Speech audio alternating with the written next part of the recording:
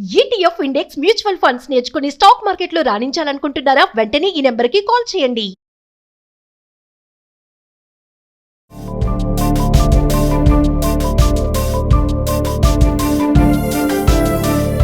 Hello నమస్తే, welcome back to Suman TV. ప్రస్తుతం మనతో పాటు ఉన్నారు మోటివేషనల్ స్పీకర్, లైఫ్ కోచ్ దత్తేశ్వర్ గారు. నమస్తే అండి.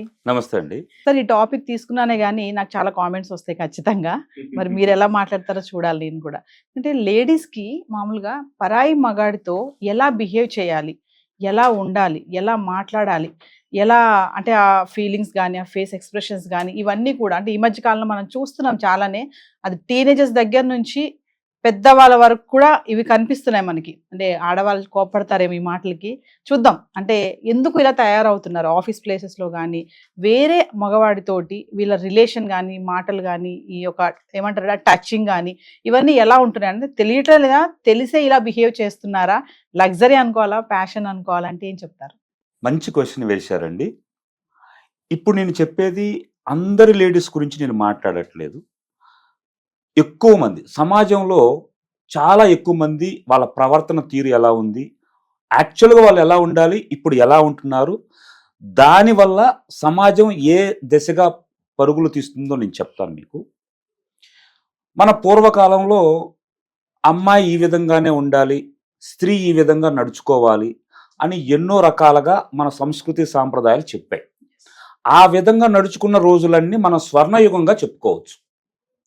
ఇప్పుడు స్వేచ్ఛ పేరుతో, స్వాతంత్రం పేరుతో ఇప్పుడున్న నవతరం మహిళా మనులు దాన్నంతా తీసుకెళ్ళి తొంగలో దొక్కేశారు. స్వేచ్ఛ పేరుతో ఇన్ని మాటలు మాట్లాడుతున్నారు కానీ వాళ్ళు ఏ విధంగా బిహేవ్ చేస్తున్నారు అనేది చాలా దారుణమైన స్థితిలో ఉంది.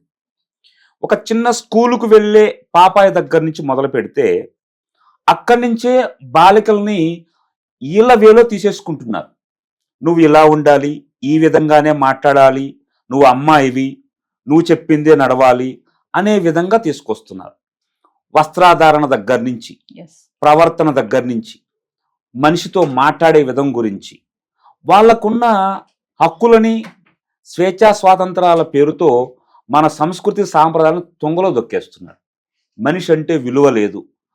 నిజమైన ప్రేమ ఆప్యాయతలు లేవండి ఆడవాళ్ళ దగ్గర. ఇప్పుడు అందరి గురించి నేను చెప్పట్లేదు, కొంతమంది గురించి స్పాయిల్ అయిపోయారండి. నిజమైన ఆడవాళ్ళు, ప్రేమ పంచేవాళ్ళు, అభిమానం పెంచేవాళ్ళు, కన్న తల్లి ప్రేమను చూపించే విధంగా పూర్వీకులు మనకేం చెప్పారు?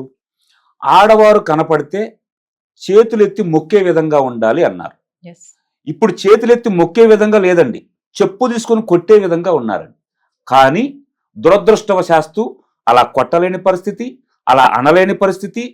పొరపాటున ఎవరైనా వాళ్ళ భావాలు చంపుకోలేక ఏదైనా చిన్న మాట అంటే దానికి బోల్డ్ అన్ని కేసులు. అంటే కొంతమంది అంటారు, అంటే మేము ఇలా డ్రెస్సింగ్ వేసుకుంటే వాడికి అలాంటి ఆలోచన వస్తుందా, అంటే మా డ్రెస్సింగ్లో తప్పు ఉందా, వాడి చూపులో తప్పు లేదా అంటారు. మరి ఏమండి, మేము డ్రెస్సుల గురించి మాట్లాడట్లేదు, మీ ప్రవర్తన ఎలా ఉండాలి.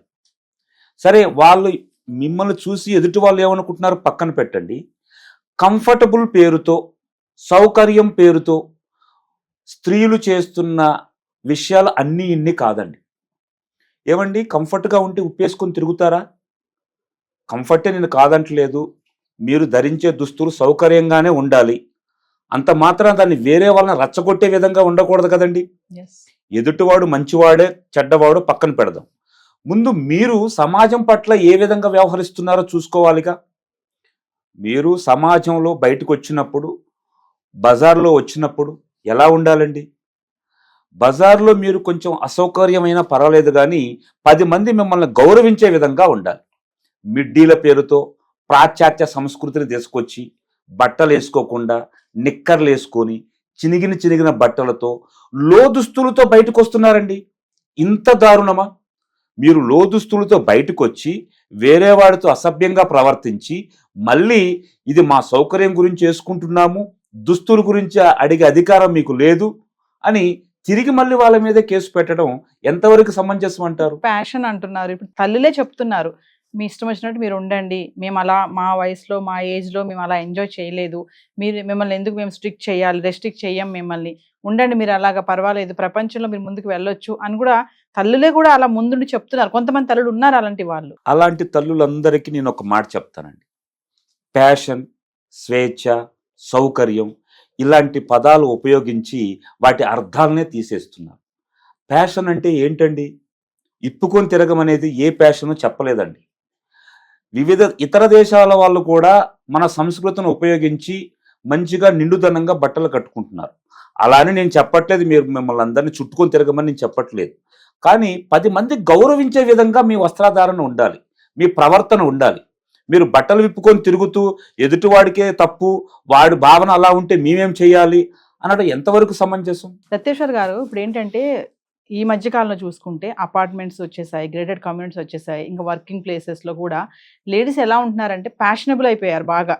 అంటే మా హస్బెండ్స్ ఒక అమ్మాయితో చాలా క్లోజ్గా మాట్లాడుతున్నారు, మగవాళ్ళు మాట్లాడగలేంది ఆడవాళ్ళు మేము ఉంటే ఏంది, ఫ్రీగా ఎందుకు ఉండకూడదు మేము వాళ్ళతో అని చెప్పేసి నవ్వడంతో పాటు వాళ్ళతో కలిసి మాట్లాడడంతో పాటు భుజాల మీద చేతులు వేయడం, పక్క పక్కనే కూర్చోవడం, తిరగడము, ఇలాంటివన్నీ చేస్తున్నారు. ఇదేం తప్పు కాదే అంటున్నారు. కానీ రేపు పొద్దుట ఏమైనా సమస్య అవుతే మా తల్లుల్ని చూసి పిల్లలు నేర్చుకుంటే, అంటే మా అమ్మ ఇంత ఫ్రీగా ఉంటుంది కదా, నేను కూడా ఉంటే ఏమవుతుంది అనే ధోరణి కూడా స్టార్ట్ అవుతుంది కదా, ఇది ఎలా అంటారు? మోడర్న్ పేరుతో ప్రాచ్యాస సంస్కృతిని పాటిస్తూ ఎన్నో రకాలుగా ఆడవాళ్ళు విచ్చలవిడిగా తయారైపోయారండి. ఫ్యాషన్ అంటే బట్టలు ఇప్పుకొని తిరగమని లేదండి. వేరే పరాయి మగాడి మీద భుజాల మీద చేతులేసి తిరిగితే వాడు రేపు ఏం చేస్తాడు? ఈ రోజు నా భుజాల మీద చేసింది కాబట్టి రేపు కౌగులించుకున్నా ఏమనదు కదా అని చెప్పేసి కౌగులించుకుంటాడు. అది ఎంతవరకు కరెక్టు? ఏమండి, మనం అడవుల్లోనో ఎడారిలోనో బతకట్లేదు, సమాజంలో బ్రతుకుతున్నాం. సమాజంలో బ్రతికేటప్పుడు సమాజ కట్టుబాట్లను పాటించాల్సిన కనీస అవసరం అందరి మీద ఉంది. ఒక స్త్రీల మీదే కాదు, ఒక మగాడి మీదే కాదు, ప్రతి ఒక్కరూ పాటిస్తేనే ఎవరు ఎక్కడ ఎలా ఉండాలో అలా ఉంటేనే గౌరవం అండి. అంతేగాని నేను ఫ్యాషన్గా ఉంటాను, మోడర్న్గా ఉంటాను అంటే ఉండు, అది మీ ఇంట్లో ఉండు. బజార్లో 4 వీధుల్లో తిరిగితే అది నీ గౌరవానికే మచ్చ, మీ తల్లిదండ్రులకి మెచ్చ. అది కరెక్ట్ కాదు. అది అంటే ఆడవాళ్ళ ఒక డ్రెస్సింగ్ కానీ, ఆ స్టైల్ మూమెంట్స్లో కానీ, ఈ మాటల్లో కానీ, దీనివల్ల వాళ్ళ ఆలోచన విధానం కూడా మారుతుందంటారా? అందుకే ఇలాంటి క్రైమ్స్ అన్ని కూడా జరుగుతున్నాయి అంటారా? నేను దీన్ని 100% ఏకీభవిస్తానండి. ఎందుకు అంటే నాకు సాంప్రదాయబద్ధమైన శారీ కట్టుకొని పూజ చేసే వాళ్ళ మీద ఒక విధంగా ఉంటుందండి, ఏ మగాడికైనా. లేదు ఫ్యాషన్ పేరుతో బట్టలే వేసుకోకుండా చినిగిన డ్రాయర్లు వేసుకొని తిరిగితే కరెక్ట్ అయిన భావన వస్తుందంటారా? మీరు చెప్పండి. రాదు కదండి. అదేవిధంగా నేనేమంటున్నానంటే ఇవే బట్టలు వేసుకోవాలి, ఇవే చుట్టుకోవాలి నేను అనట్లేదండి. మీరు ఫ్యాషన్ని ఫాలో అవ్వండి, మోడర్న్గా ఉండండి, కానీ ఎట్ ద సేమ్ టైం సమాజ కట్టుబాట్లను కనీసం గౌరవించండి. మీకు వీలైనంత వరకు వాటిని పాటించండి. ఏమండి, మా బట్టలు మేము కట్టుకున్నాము, వాడి చూపులోనే తేడా ఉంది అంటే అది కరెక్ట్ కాదండి. మీరు ప్రవర్తించాల్సిన తీరు కూడా బాగుండాలి అండి. అంటే మేము పూర్వకాలంలో లేడీస్ కాదు, మేము ఫ్యాషనబుల్, మేము అంతా మారిపోయింది, టెక్నాలజీ అంతా డెవలప్మెంట్ వచ్చేసింది, మేము అబ్బాయిల కంటే ఎక్కువే, మేము వాళ్ళ సమానం కూడా కాదు, ఇంకా పైన ఒక స్టెప్ ఎక్కువే ఉన్నాము, ఎందుకు అలా ఉండాలి ఇలా ఉండాలి అని చెప్పేసి కూడా చాలా మంది, కొంతమంది మహిళలు మాట్లాడుతూ ఉంటారు. మరి వాటిని ఎలా చూడొచ్చు అంటారు? ఇది మీరు చెప్పింది కరెక్టేనండి. ఇప్పుడు నిజంగానే మహిళలు ఎక్కువైపోయారు. ఆ సినీ కవి రాసినట్టు లేచింది మహిళా లోకం, నిద్ర లేచింది మహిళా లోకం, దద్దరిల్లింది పురుష ప్రపంచం అన్నారు చూడండి. ఇది అక్షరాల నిజమండి. నిజంగానే పురుష ప్రపంచం దద్దరిల్లిపోతుందండి. బయటికి రావాలన్నా, లేడీస్తో మాట్లాడాలన్నా, ఇంకా వేరే ఏదన్నా చేయాలి అన్నా కానీ భయపడి చచ్చిపోతున్నారు. ఇప్పుడు మీరు అన్నా చూసారా, లేచింది మహిళా లోకం, దద్దరిల్లింది పురుష ప్రపంచం అని. దీని మీద ఒక వీడియో చేయాలి మీతోనే, ఎందుకంటే లేచింది మహిళా లోకం, మరి మగాళ్ళందరికీ నిద్రపోవాల్సిందేనా అన్నట్టే ఉంది బయట సమాజం ఇప్పుడు. మరి మరొక వీడియోలో మనం దీని గురించి మాట్లాడుకుందాం. తప్పకుండా అండి. Thank you.